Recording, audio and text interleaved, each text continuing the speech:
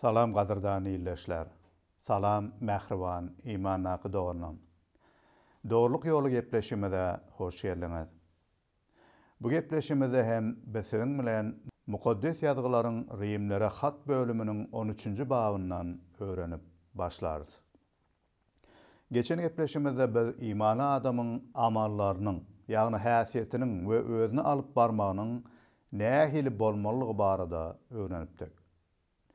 Bu gepleşimizde bolsa, biz İsa Mesih'e iman edenlerin hökümet bilen ara gatnaşygynyň nähili bolmalygy barada öğreneriz. Çünkü İsa Mesih'e iman edenler hiç kime bağlı bolman, öz baştak bolup ýaşaman bir jemgiýetiň, bir döwletiň aktiv agdalarıdır. Olaryň jemgiýetlerine we ýaşaýan döwletlerine ýaşaýyşlary bilen goşant goşmagy gaty wajypdyr.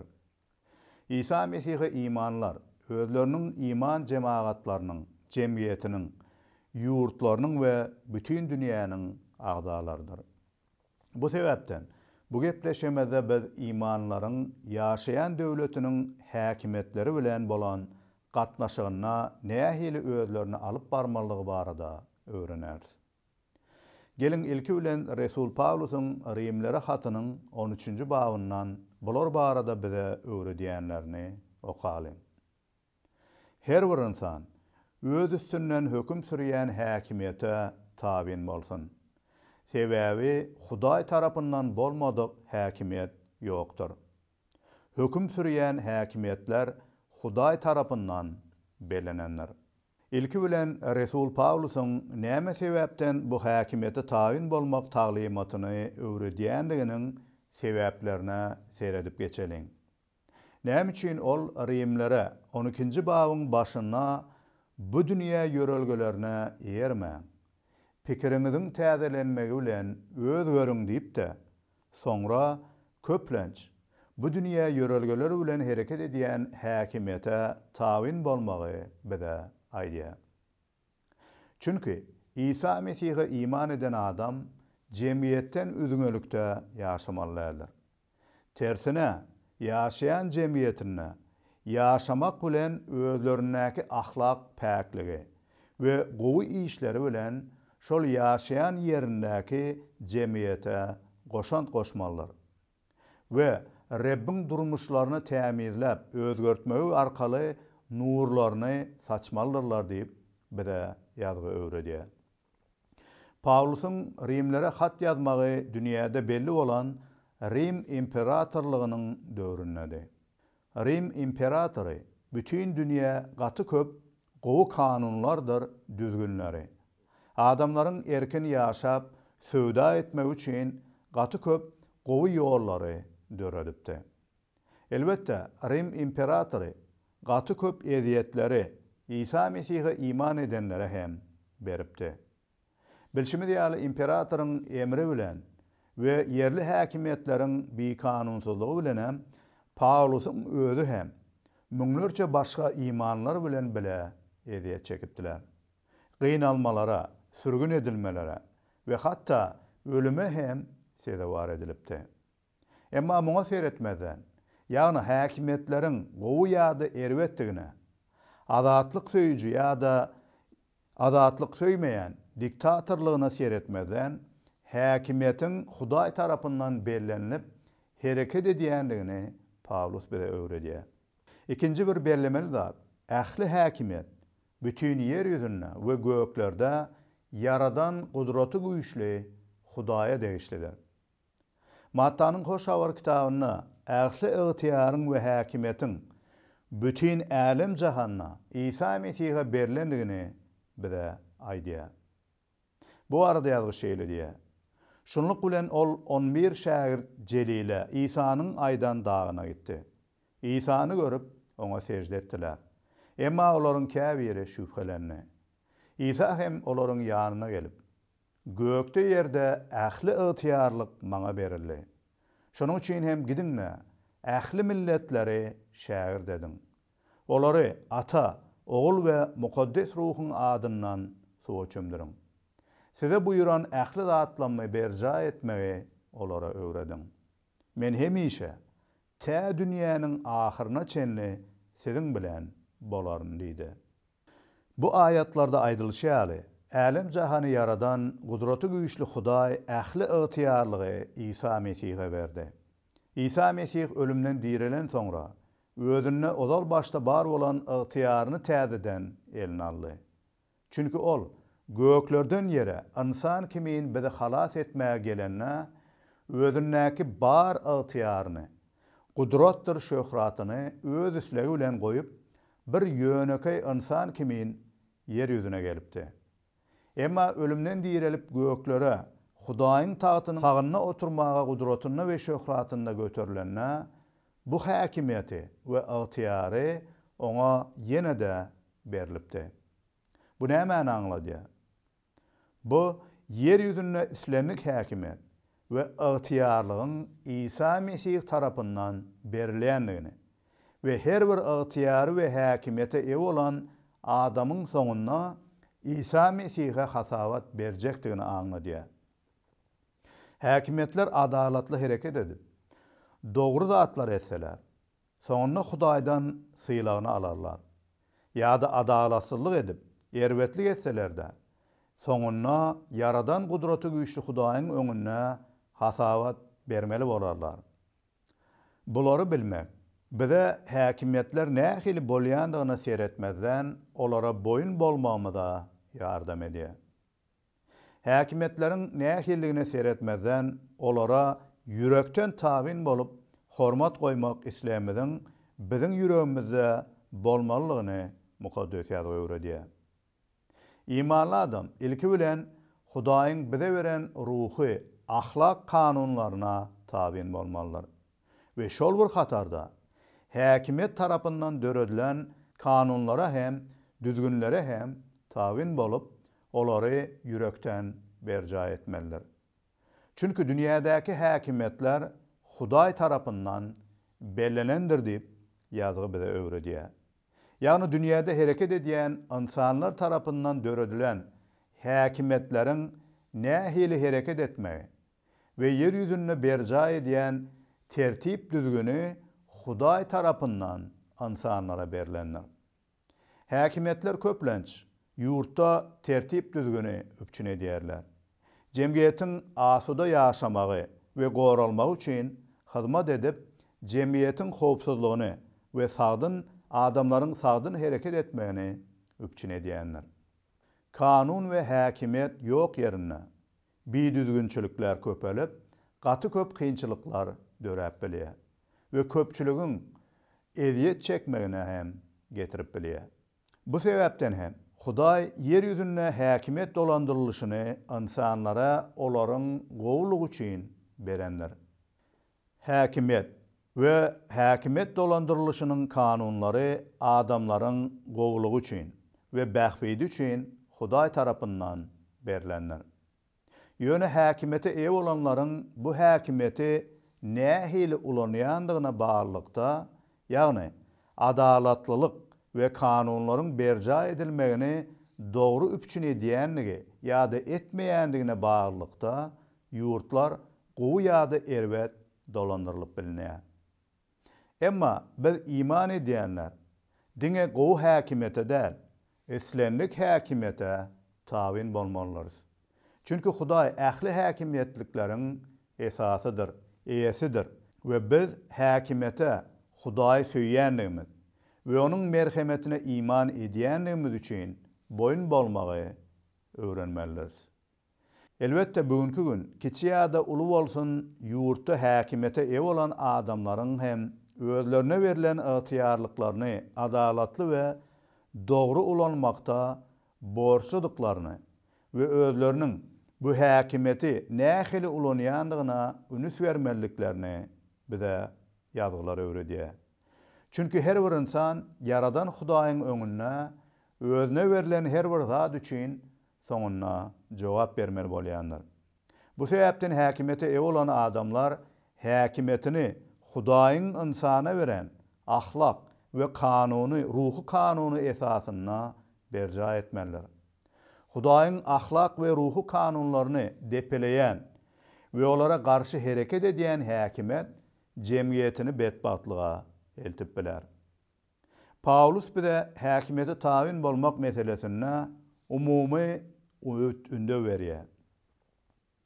Ýagny häkimetin biziň imanymyzyň esaslaryna, ýagny Hudaýyň ahlak we ruhu kanunlaryna garşy bolmadyk ýagdaýynda ähli zatda boyun bolmaklygy öwredýär. Eger häkimet adalatsyzlyk edip biziň imandan dänmegimizi talap etse, ýa-da yalan sözlemegi, yalan töhmet atmagy, ýa-da nähildir bir bikanun bir zady etmegi talap etse, onda biz häkimete bu ýagdaýda tabin bolman, ilki bilen Hudaýa tabin bolmalydyr. Çünki Hudaýyň ygtyýary ähli ygtyýarlyklardan ýokarydyr we Hudaýyň ruhu kanunlaryna tabin bolmak birinji ýerde durýandyr. Muňa mysal edip, Resullaryň işleri kitabyna Resul Petrusyň we Ýahýanyň öz döwründäki häkimetlere beren jogabyny alsa bolar. Resullar Petrus bilen Ýahýa bir dogabitdi maýyp adama İsa Mesihiň adyndan şifa berenler. Şol döwrüň häkimeti, ýagny mejlis agdalary bu şaýatlyk barada, ýagny İsa Mesih baradaky wagtlaryny halk arasynda aýtmadlygyny talap edip, olary cezalandyrjak bolupdylar. Bu tarih barada ýazgy ine şeýle diýär. Şeýlelikde olara ýokary mejlisten daşary çykmagy buyurdular da öz ara masahata başladylar. Ýerusalimde ýaşaýanlaryň her biri bularyň täsin gudrat görkedendigini bilýär. Biz muny inkar edip bilmeýäris. Emma bu habar halk arasynda hassa köp ýaýramaz ýaly öňüne alalyň we mundan beýlek İsa'nyň ady bilen hiç kime hiç zat aýtmazlyklary üçin olara duýduruş bereliň. Onsoň olary çagyryp İsa'nyň ady bilen geplemezligi we wagt etmezligi buyurdular. Emma Petrus bilen Yohanna olara Hudaýyň sözlerine dälle, sizinke kulak asmak Hudaýyň nazaryna dogry mudur? Özüňiz netije çykaryň. Bize görüp eşdenlenmede aýtman durup bilmeris diýip jogap berdiler. Resul Petrus we Yohanna bu ýerde bir kanunluk etmediler. Elbette olar häkimete boyun bolýardylar. Emma haçanla häkimet olardan Hudaýyň olardan edýän talabyny, ýagny İsa Mesihiň adyndan wagt etmegini gadagan edenlerine, özleriniň Hudaýa tabin bolmalyklaryny olara aýdyp düşündiripdiler. Muňa meňdeşlikde, eger häkimet biziň İsa Mesihe iman etmegimize garşy çykyp, bizden iman etmezligimizi talap etse, ýa-da onuň ady bilen wagyz nesihat etmezligimizi talap etse, onda biz bu talaby berja edip bilmeýändigimizi aýtmalydyr. Çünki bu Hudaýyň bizden talap edýän imanymyzyň esasyna garşy çykmakdyr. Emma başga islenlik ýagdaýda ahlak we iman kanununa garşy bolmadyk ýagdaýlaryň hemmesine biz häkimete tabin bolmalydyr we tabinleriz. Ýazglar bu arada ýene-de şeýle diýär. Şoňa göre häkimete garşy çykýan herkes Hudaýa garşy çykyp ceza duçar bolar. Ýagşy iş edýänler häkimet ýolbaşçylaryndan gorkmaýarlar. Olardan yaman iş edýänler gorkýandyrlar. Häkimetden gorkman ýaşasyn gelýärmi? Ýagşy işler et. Şonu häkimet seni taryplar. Sebäbi häkimet ýolbaşçysy seniň ýaşylygyň üçin Hudaýyň hyzmatkarydyr. Yaman iş edýän bolsaň, häkimet ýolbaşçysyndan gork. Sebäbi ol gylyjy ýöne ýere göterýänler. Ol Hudaýyň hyzmatkarydyr. Yaman iş edeni cezalandyryp, Hudaýyň gazabyny onuň üstünden ýindirýänler. Biz imanly adamlar häkimete bir kanun ýollar bilen garşy çykmalydyr.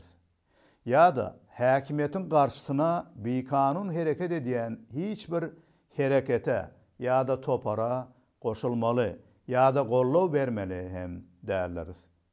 Häkimete garşy çykýan, Hudaýyň goýan kanunlaryna garşy çykýanlar we Hudaý tarapyndan hem ceza duçar bolýanlar. Elbette bir häkim ýa-da ýolbaşçy tarapyndan adalatsızlyk ýa-da bir-kanun hereket edilende biz olardan kanunyň berja edilmegini, kanundaky bar bolan hukuklarymyz esasyna pesgönlük we mylaýymlyk bilen talap edip bileriz. Emma hiç haçan bir-kanun ýa-da günäli ýollar bilen hak hukuklarymyzy talap etmeli hem däliriz. Häkimete garşy başbadarlyk etmelileriz. Biz imanlar ýaxşy häsiýetlenmez we ýaxşy işlenmez bilen belli bolmaly. Eger çyn kalbymyzdan häsiýetlenmede gowa adamlar bolsak, onda häkimet ýolbaşçylaryndan gorkmarys. Çünki kanuny bozmasak we niýetlenmez we işlenmez gowy bolsa, onda gorkuda ýaşamamyza gereklik ýokdur. Yamanlyk edip, günählerde ýaşap, bir-kanun hereket edýän adamlar häkimetten gorkýanlar.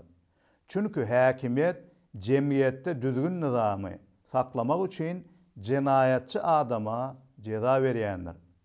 Ýaxşy adamlary hormatlap goldaýanlar. Netijede Hudaýyň yer ýüzündäki hyzmatkarlarydyr.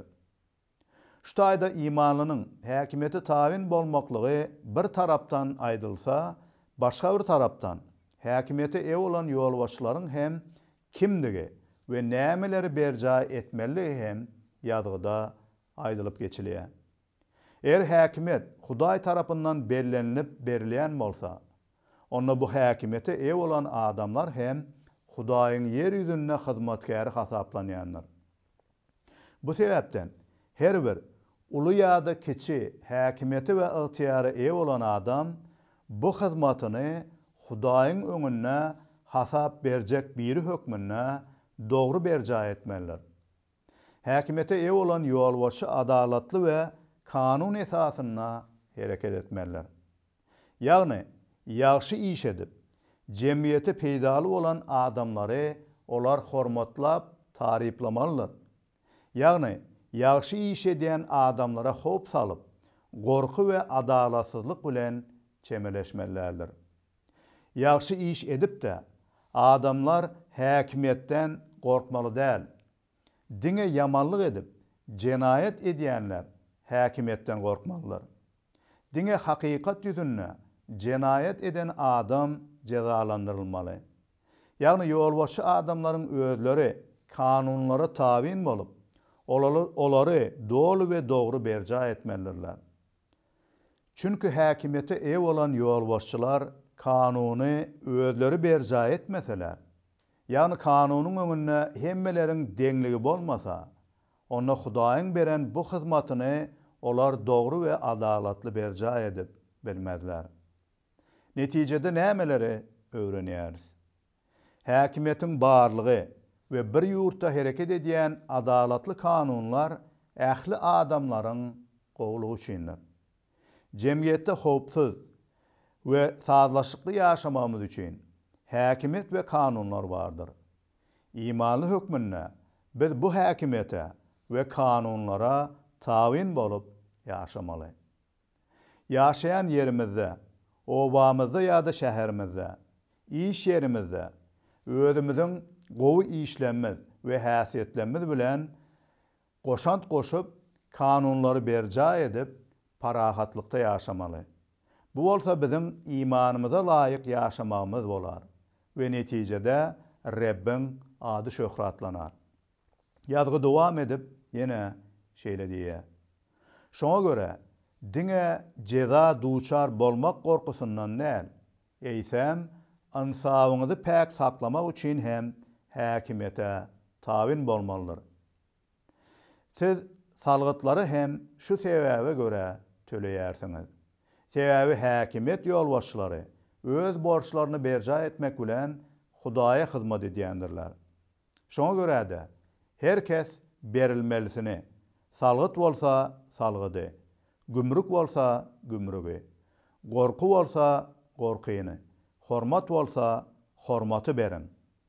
Bu aýatda bize diňe jezadan gorkýandygymyz üçin tawin bolmaklygy däl, insawymyzy päk saklamak üçin tawin bolmalygymyz öwredilýär. Sebebi eger diňe cezadan kaçmak üçin tabin bolmaga çalışsak, onda ceza berilmedik ýagdaýlarda ýa-da cezadan kaçmaklyk mümkinçiligi bolanna adamlar häkimete we kanunlara tabin bolmadygy saýlaýarlar. Netijede cezadan kaçaryn öýdüp, dürli jenayatlara we günählere baş goşýarlar. Sebebi beýle adamlaryň yüreginde Hudaýa bolan ynamlary ýokdur. Olarda Hudaýyň talap edýän insap we ahlak päkligi ýokdur. Netijede mümkinçilik bolanna ýene de jenayat we günä etmegi saýlaýarlar. Emma haçanna Hudaý biziň kalbymyzda päk insap we ahlak dörese, onu biz çyn kalbymyzdan islenlik ýagdaýda dogry zady etmegi saýlap bilersiz we häkimeti we kanunlara hemişe tabin bolarys. Diňe häkimetin görüp we kontrol edýän halatynda däl, islenlik ýagdaýyna tabin bolup bilersiz. Resul Paulus ýene de häkimeti tabin bolmagyň ýollarynyň käbirini aýdyp geçýär. Bularyň iň esasy hem kanun esasında talap edilen salgytlary we gümrükleri tölemekdir. Eger nähildir bir iş bilen meşgul bolýan bolsaň, onu häkimetin kanun esasında talap edýän salgytlaryny tölemelisin. Çünkü bu salgytlar häkimetin öz hyzmatyny berja etmeklikde bar bolan mätäşliklerini öpçün edýänler. Netijede häkimet işgärleri özleriniň okyplary bilen jemgyýeti dolandyrmakda, kanunlaryň saklanyp goralmagyny we adamlaryň sagdyn, saatlaşykly, howpsuz ýaşamagyny öpçün edýänler. Mundan başga da häkimet ýolbaşçylaryna hormat goýulmalydyr. Häkimet ýolbaşçylaryna hormatsyzlyk etmek imanynyň häsiýetine gelişmeýän hereketdir. Ine bu hem İsa Mesih'e iman edýänleriň aýratynlygy bolmalydyr.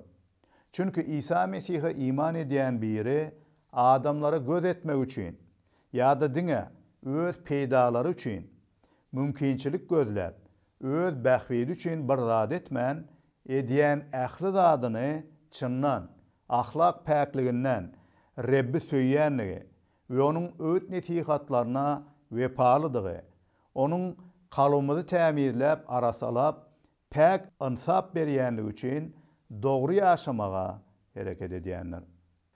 Muny edemmizde biz her ýagdaýda dogry ýaşap, häkimete we ýurdumyzdaky kanunlara tabin bolup ýaşap bilersiz. Hakyky imanly adamlar häkimet ýolbaşçylary görse de, görmese de dogry ýaşamaga hereket edýändirler. Çünkü olar özlerini her bir yerde görýän Hudaýy hormatlap, onu söýýändirler. Elbette imanlar arasynda hem Hudaýyň talap edýän bu insap päkligine dolu kämilleşmedikler bolup bilýär. We netijede kanuny bozýan imanlar hem bardyr. Sebäbi insan kämil däldir. Ýalňyşyp nädogry zatlary edip bilýändir. Bu sebäpden gadyrly imanly doganym. Durmuşyňa seredip, özüňiň häkimeti we jemgyýetdäki kanunlara boyun bolup bolmaýandygyna ünüs ber.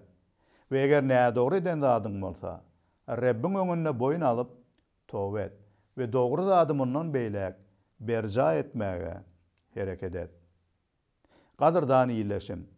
Häkimeti we kanunlara çyn göwünden tabin bolmak we islenlik işde dogry ýaşamak üçin Yaradan hak Hudaýy hakykatda tanamak we onuň biziň günälerimizden halas etjek İsa Mesih'teki merhametine esaslanan gutuluşuna eýe bolmamız hökman gerekdir. Çünkü her bir insan iň soňunda ähli ygtyýaryň we häkimetiň eýesi bolan Älim jahanyň Rabbi we şahsy İsa Mesih'iň öňünde durmaly bolar we durmuş üçin jogap bermeli bolar. Her bir insan günälidir we günäler üçin bu dünýäde cezadan gaçsa da Hudaýyň adalatly hökmünden gaçyp bilmez. Günäniň muzu bolsa, ýagny cezasy bolsa, baky ölümdir. Cehennem oduna baky eziýet çekmekdir. Emma Hudaý her bir insany söýýär. ve günahlarının içinde kalıp olaryň helak bolmagyny islemeýe. Bu sebäpden İsa Mesihi halaskar hökmünde bizim günahlarymyzyň cezasyny çekmek üçin ve günahlaryň tölegine janyny we mukaddes kanyny bermek üçin Hudaý onu iýberdi. İsa Mesih mukaddes we kamil insan hökmünde ýaşady. Janyny bizim üçin qurban etdi. Mukaddes kanyny bir qurbanlyk gudy kimin bizim üçin dökdi. Ol öldü, jaýlandy, emma ölümi ýeňip ýene-de 3-nji gün diýerli. Ve göklere gudratyny we şöhratyny göterildi. Ve padşalar padşasy ve rebler Rebbi hökmünde taýtyna oturýanlar. Ve ahir zamanna adamzady hökm etmäge geljekdir. Onuň Rebdigine ve halaskärdigine ve onuň seniň üçin beren gurbanlygyna iman eden her bir insanyň günäleri bagyşlanar ve höküm gününde ol insan höküm edilmez. Sen bulara iman edip ähli ýetyara we häkimete ew bolan İsa Mesihi Rabbiň we halaskäriň hökmünde kabul etmek isleýärmisin? Eger bu seniň isleň bolsa, onda şu gün oňa ýüzlenip bilersiň. Mähruwan imany doganlar. Gelin, mukaddes ýazgylarda öwrenen bu hakykatlanmady durmuşymyzda berja edelim ve häkimete ve kanunlara çyn kalymyzdan ahlak päkligimiz bilen tabin bolalım. Her bir zatda sözde ve iş ýerinde Rabbimizi şöhratlandyralım. Onuň bizim kalbymyzy tämizleýän merhemeti we söýgüsini gowy miwelerimiz bilen görkezip, imanymyzy amallarymyz bilen tanadalım. Çünki bizim durmuşymyzyň esasy maksady Rabbe tabin bolup, onuň ünnewlerini berja edip, onuň adyny beýgeltmek we şöhratlamagymyzdyr. İmana laýyk gelýän durmuşda ýaşamakda Rabbimiz mukaddes ruh arkaly bize güýç, kuwwat we merhemet bersin diýip dileklerim bilen siziň bilen hoşlaşýaryn we gepleşimiziň soňunda şu aýat bilen paýlaşmak isleýäryn. Şunlukda iýseňiz de, içseňiz de, her näme etseňiz de bularyň baryny Hudaýyň şöhraty üçin edin. Amin.